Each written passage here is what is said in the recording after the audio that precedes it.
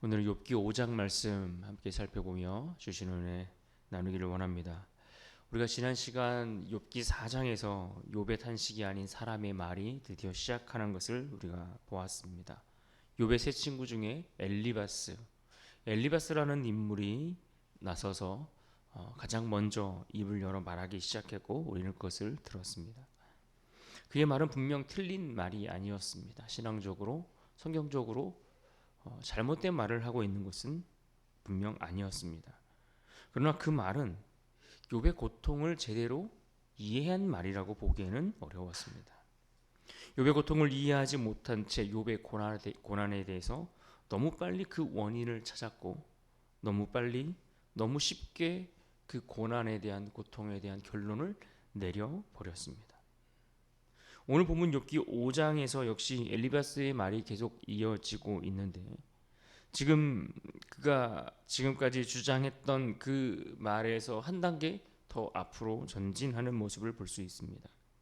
엘리바스가 4장에서 고난의 원인, 이유에 대해서 암시하고 또 해석하고 설명해 주는 내용들을 다루었다면 이제 5장에서는 그 이유를 거의 확정하듯 말하고 있습니다.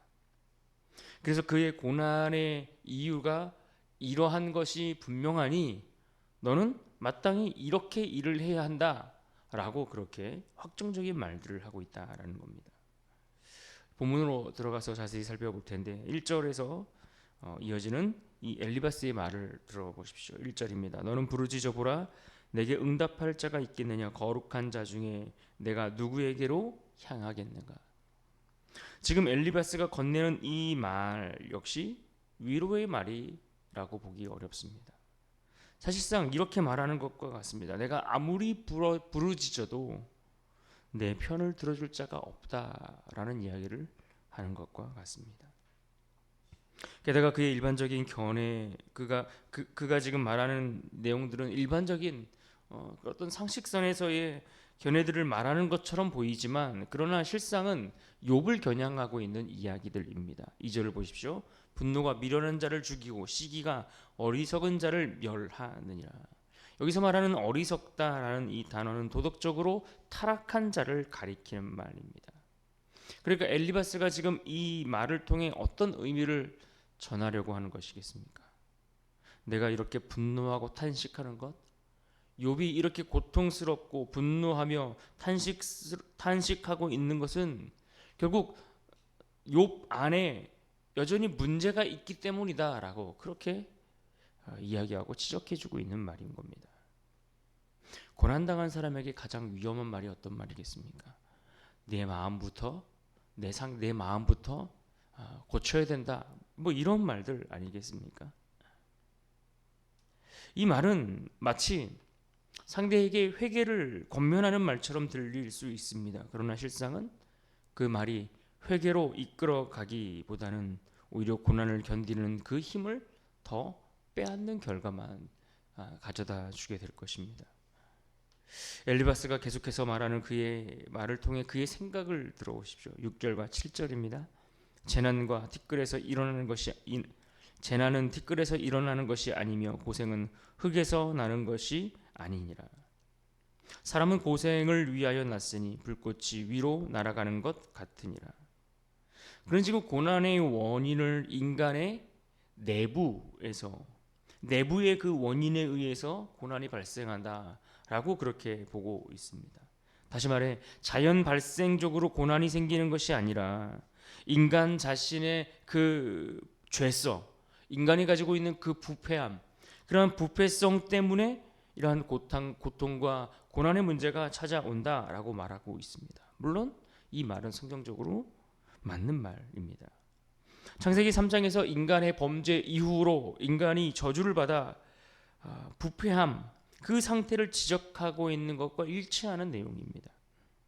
그래서 오늘 본문 7절의 표현처럼 모든 인간은 고난에서 예외일 수 없다라고 그는 그렇게 말하고 있습니다.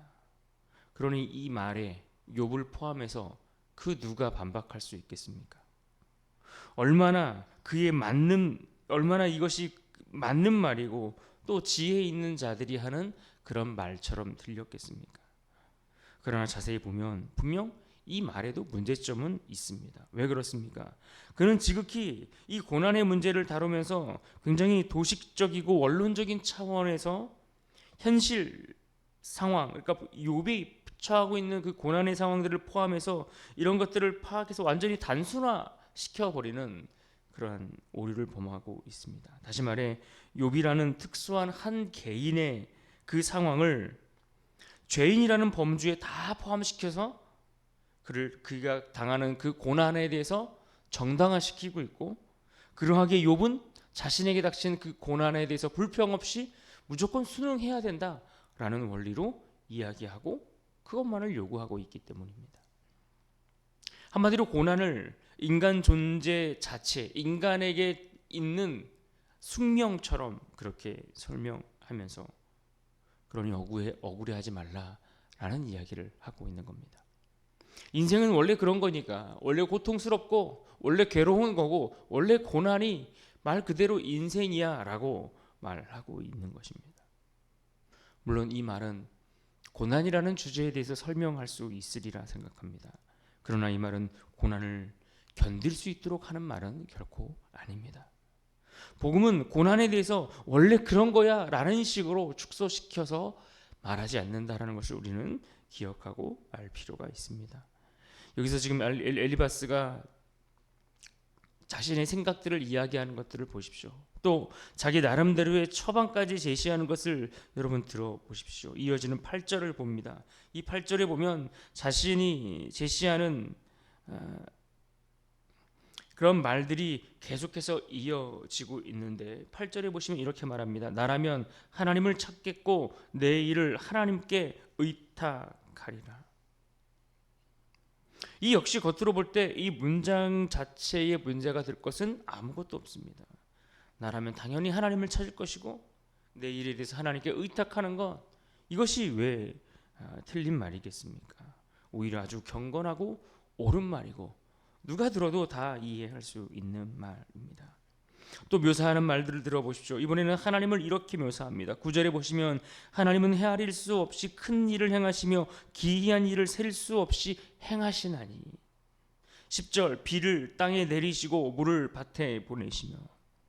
11절 낮은 자를 높이 드시고 애곡하는 자를 일으키사 구원에 이르게 하시느니라. 하나님에 대한 묘사도 하나같이 다 정확하고 옳은 표현들, 말들입니다. 그런데 뭐가 문제입니까? 그런 문제는 이것입니다. 지금 엘리바스가 욥의 고난을 보면서 욥을 이미 회개가 필요한 상태로 규정하고 있다라는 것, 그리고 그 규정한 것 위에 자신이 하고자 하는 말들을 그 위에 하나하나 얹고 쌓아가고 있다라는 점입니다. 그러니까 그의 논리를 정리하면 이런 겁니다. 내가 이렇게 된 이유는 분명히 있다. 이유가 있다. 까닭 없이 그렇게 어려운 일들이 찾아오지 않는다. 그러니 회개해라. 회개하면 하나님이 일으키실 것이다. 당연히 회개하면 하나님이 일으키실 것입니다. 그런데 엘리바스의 공식은 매우 단순합니다. 어떻게 단순합니까? 고난은 죄의 결과다. 그냥 단순하게 그렇게 연결시키는 겁니다. 회개는 당연히 회복의 조건이다. 따라서 회개하면 반드시 회복된다. 그런데 이러한 단순화시키는 공식 속에서 주의할 것이 있습니다. 마치 회개를 공식에 의해서 주어지는 결과처럼 취급을 하는 것, 이것은 우리가 조금 유의할 필요가 있습니다. 왜냐하면 회개는 궁극적으로 관계를 회복하는 것에 초점이 맞춰져 있기 때문입니다. 회개를 통해 하나님과의 무너진 관계가 회복되고 다시 복구되는 것에 있지 어떤 결과를 보장하기 위한 거래처럼 생각하면 안 되기 때문에 그렇습니다. 계속되는 엘리바스의 말은 이제 위로처럼 들리는 말을 이어갑니다. 17절입니다. 볼지어다 하나님께 징계받는 자에게는 복이 있나니 그런즉 너는 전능자의 징계를 업신여기지 말지니라. 여기서의 징계는 교육적인 훈련을 의미합니다. 그러니까 계속되는 엘리바스의 말에서 반복되는 문제가 무엇입니까? 그의 전제. 이미 모든 문제에 대해서 이미 규정해버린 전제가 그에게 있다라는 이야기입니다. 하나님은 이런 분이다라는 전제, 이미 하나님에 대해서 그가 다 알고 있습니다. 하나님은 이런 분이야. 신앙은 이런 것이야. 믿음은 이런 것이고 고난은, 회개는 이런 거야 라고 그가 이미 정해놓은 모든 전제가 다 있는 겁니다. 그는 처음부터 욥의 고난을 이미 하나님의 징계로 규정해 놓았습니다. 그리고 그 전제 위에 모든 말들을 이어가고 있습니다. 18절을 보십시오. 아프게 하시다 싸매시며. 19절 6가지 환난과 7가지 환난이라도. 24절 내 장막에 평안함을 얻고 알고. 26절 장수하다가 무덤에 이르리니. 마치 잠언이나 전도서에서 하시는 말씀들과 같이 들리는 말들입니다. 그런데 문제는 이 말이 과연 욥에게 어떻게 들렸을까 하는 겁니다. 그 옳은 말들, 그 좋은 말들, 그것이 과연 그 고통 가운데, 그 고난 가운데 신음하고 있는 욥에게 어떻게 들렸겠는가 하는 겁니다. 네가 회개하지 않았기 때문에 너는 아직도 고통 가운데 있는 거야 라고 들리지 않았겠습니까? 그러니까 엘리바스는 위로라는 말을 하나의 무기처럼 사용하고 있는 겁니다. 그래서 그를 위로하는 것처럼 들리지만 그 위로의 말은 오히려 그를 압박하는 무기가 되고 있는 겁니다. 아직 회복되지 않은 걸 보니 너는 회개가 부족한 것 같아. 아직 고난이 계속되고 있는 걸 보니 너의 믿음이 약하기 때문인가 봐. 결국 욥에게 그의 말은 회개를 통해 은혜로 들어가는 것을 경험하게 만들기보다는 더 큰 부담의 짐을 안겨주고 있는 것 뿐이었습니다. 분명 엘리바스의 말에는 하나님을 다 이해하고 하나님을 다 설명한 것처럼 보입니다. 마치 그가 이야기하고 있는 그 말 속에 당장에 그 앞에 하나님이 등장하신 것처럼 들릴 정도입니다. 그러나 정작 그의 말에는 하나님이 없습니다. 그 어디에도 그의 말 속에서 고난 속에 함께 하시는 하나님을 찾아볼 수가 없습니다. 엘리바스가 말하는 하나님은 너무나 멀리 계시고 또 질서를 회복시키시는 분이라고는 말하지만 정작 고통 속으로 내려오시는 하나님은 아닌 듯합니다. 사랑하는 성도 여러분, 우리가 복음을 잘 이해할 필요가 있는데 복음은 우리에게 회개하면 고난이 끝난다 이렇게 단순화시켜서 말하고 있지 않습니다.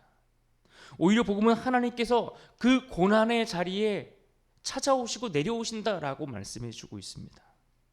죄가 없으신 예수 그리스도께서 고난을 받으셨고 죄의 고통 가운데 있는 인간이 회개했을 때가 아니라 아직 죄인 되었을 때에 우리를 위해 십자가에서 죽으셨다라고 성경은 기록해 주고 있습니다. 그래서 우리의 소망은 어떤 조건이나 공식 이전에 그리스도의 십자가에 있는 것입니다. 그러므로 오늘 우리가 이것을 기억하고 붙들어야 할 말씀이 있다면 오늘 본문 5장 8절의 말씀을 기억하면 좋겠습니다. 8절에 이렇게 말합니다. 나라면 하나님을 찾겠고 내 일을 하나님께 의탁하리라. 이 말은 분명 틀린 말은 아닙니다. 오히려 성경적으로 신앙적으로 옳은 말입니다. 그러나 오늘 우리는 이 말씀을 엘리바스의 입술에서가 아니라 복음의 빛 아래에서 다시 들어야 합니다. 나라면 하나님께 구하겠고라는 이 말은 고난의 원인을 다 파악한 사람이 하는 말이 아니라 더 이상 의지할 것이 없어서 하나님밖에 붙들 것이 남지 않은 그러한 사람의 고백이 되어야 합니다. 또한 내 일을 하나님께 의탁하리라는 이 말은 회복을 보장받기 위한 거래가 아니라 결과를 알 수 없어도 자신의 삶 전체를 하나님의 손에 맡기는 그러한 믿음의 내려놓음이 있는 고백이 되어야 할 것입니다. 오늘 우리에게 이와 같은 고백을 통해 새롭게 함으로 우리의 무너진 인생을 하나님 앞으로 이끄는 그러한 참된 복음의 선포자로 살아갈 수 있기를 주님의 이름으로 축원합니다.